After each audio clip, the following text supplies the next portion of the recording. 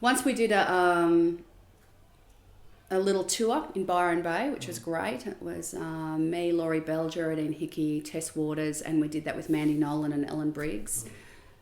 And it was great fun. And I did an interview for a local radio station, and the guy asked me, what's the difference between being a female comic and a male comic? And I just said to him, well, a male comic would never get asked that question. That's next. That's the difference. So, do you think it might be problematic having an issue about women for a magazine? Do you think there are any issues that might arise from that? An issue just about women? What do you think? I would believe it's probably Yawp's call. Yes. Sorry. Of course. I mean, I'm glad that you've decided to do that, and I mean that's your call. I mean, for every article that gets written in that sort of like, women funny, you have the sort of immediate backlash of course they are. Yeah. If you want to celebrate it, then by all means celebrate it. Of course. I mean, some people would say, not some people, but like when you celebrate something, it's also you're setting it apart from other things. Yes. And sort of holding it up. So some people go, why do we have to celebrate it? And it's like, well, maybe we do have to celebrate it until we don't need to celebrate it anymore. I know that there's people that will criticise that concept of all female gigs, and I don't believe in ghettoising, I suppose, like that. Up front was always, you had to be a good comedian. It was the first thing. It wasn't, oh, you're a woman, come on board. No, because that was always counterproductive. Right. Hate those gigs. Oh, you're a woman. Oh, please come on board. No, if you're shit, don't go on. No. But in the 90s, then it was absolutely necessary. Absolutely necessary. Just because of the terrible... It was actually pretty shit house now I think about it. Just the... fair bit of open sexism and sexual harassment. So believe it or not. Yeah. And so look, that's the thing is I like to create around me something where people that I would see having something in common with a young me would feel comfortable there. Yeah, I think that there are a lot of disadvantages only in as much as people's assumptions about you and people's what people assume going into the show. I do hate that people actually still say things like, oh yeah, they were pretty good for a female comedian. Or even just calling someone a female comedian. Do you think there is a lack of female comedians? Yeah, but that's alright. It makes it easier to get the job. Yeah. To rip them down. No, that's how it should stay. Yeah. But if you're a female, there's that audience thing like, oh, well, she's a lady comic, unless they're like normal comedy punters. Like, oh, yeah, it's just not a comic. But if they're not, they're like, what? This is not what I was What was the question again? I don't know, but I like where you were going. Experimental. Oh, yeah, that's right. Experimental. So it's like, they don't know who you are, and they kind of like, oh, you're going to do lady shit or something. Oh, I don't know. Period jokes. God damn. But like, oh, she's not like the other 10 guys who've been on. And so you're like, they kind of give you the room to like surprise them even more. I suppose I don't attend to a gender thing. It's like, it's that weird thing of, what do you think of women's comedy? You go, I don't know, what's that? I don't know, it's just like, there's just comedy, and sometimes it's done by women, and sometimes it's done by men, and sometimes it's, intersex people, and sometimes there's, again, the generalisations that journalists require don't necessarily match up with what the reality is. The more women that get into stand-up comedy, and the more people that are on stage, the less irrelevant the women in comedy argument becomes. Yeah, absolutely. And the more people are just used to it till it becomes exactly like it is, 50-50. Yeah, in real life. That's kind of the reason that we're doing this issue, because we thought, well, there is a lower number of women in comedy, generally speaking, than men. And until it comes to a 50-50 thing, it's always going to be, oh, you're a comedian. Oh, you're female. You're a female comedian. Oh, okay, that puts you in a separate category. But it shouldn't be separate. It should be, I'm just a comedian. And yeah, I mean it is, and I hate that even like comedian as Yeah. well really annoys me. Like I don't tell like jokettes, like stop it. It's accessible to all. Other people, yeah, or the sort of the occasional condescending. Now she's a lady before like you get introduced on stage and stuff. Does that happen often? It's happened a couple of times, and people don't mean anything by it at all, but there's still just a touch of like, come on, don't treat me nice. Well, I certainly know what it was like with me as a young performer starting out. Right. Yeah. In the 90s, okay, well, here's the thing, because there's things that I experienced when young that I don't want others to experience. Okay. And one of the big things is sexual harassment in the workplace. Bang! Where, in other workplaces, then there are very strict rules for that, and there's legislation, etc. In a open mic comedy room, then when you're a young woman, then you've got, weird ass guy over there, you're trying to prepare to go on stage, and weird ass guy's trying to crack onto you. I say this often to my friends and to myself mainly, but I think all comedians are big fat losers. It's the greatest. It's like, this is so great. All of my friends are just big fat losers, and like the hierarchy, they're all still giant losers. Yeah. Like, they're just the biggest nerds. Like, I just want to do this and do that, and occasionally they're like, oh, I can do drugs, but you're like, yeah, but you're still a big fat loser, so it's still fine.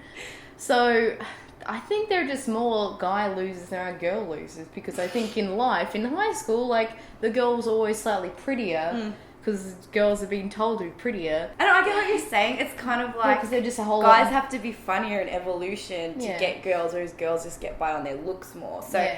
if you're one of the girls that wasn't the pretty girl, you had to be more funny. Yeah. So maybe you had more of that opportunity to get by on Yeah. your personality, I Yeah, suppose. but Is also that I what think you're there's saying? just less loser girls than there are loser guys. Okay. It's the whole, like, in high school there was like so many loser guys, but they were great fun, and there was just a less amount of loser girls because they're like, I'm not a loser. God, I'm saying loser a lot. But I'm a princess. I'm a princess. I mean, at local laughs, I'll put on all female nights, but not mention it. Not mention it. Or it's mostly female, but it's sort of, there's quite a lot of girls on, but not necessarily, it's not an all-female gig. So again, I'll just, when it just strikes me as being a good way to book, and I've gone, oh, look what's happening, oh, that's going to be interesting, and I just don't say things about certain lineups. I just go, oh yeah, that's just a really good lineup. Yeah. Funnily enough, the boys' club only exists at the lower levels. Interesting. It's Okay. it's the open mic scene tends to be like that, because again, it's like, okay, here's the thing, is that the perception of the ratio of men to women in the open mic scene is different to up at the rung, because if you were programming a ticket selling night, who are you going to program? You're going to go, okay, who sells tickets? Dave Hughes, Kitty Flanagan, Tom Gleeson, Denise Scott, Judith Lucy, Adam Hills. Now, the top rung tends to be really much more gender balanced. Right. So, Hannah Gadsby, Carl Barron. So when you get to that rung, then it's actually pretty evenly balanced for who are the real ticket sellers. Right. So I don't necessarily identify a gender thing with comedy, but I do identify a necessity to help disenfranchised people within that. And it might be because they're disenfranchised because of gender, sexuality, cultural background, poverty can be a big one as well. Like, you get a lot of middle class people, because that's it. They've got confidence.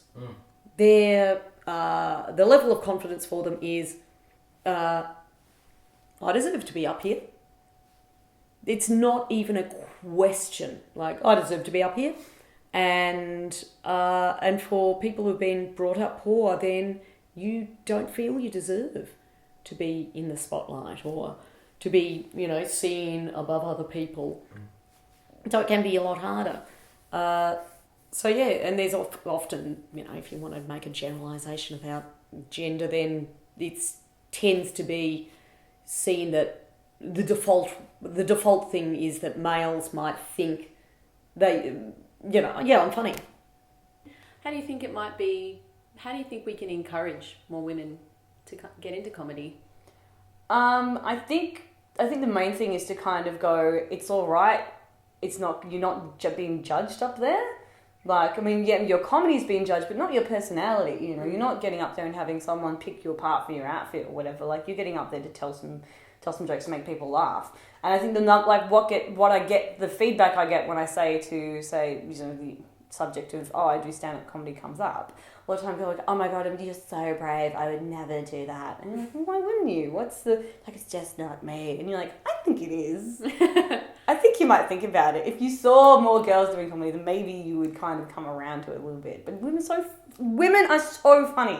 If it's like an everyday every other, like with a group of friends or with your own friend that's so funny, and you just have to do that little leap of faith and transfer it onto the stage. It's easily transferable. Yeah.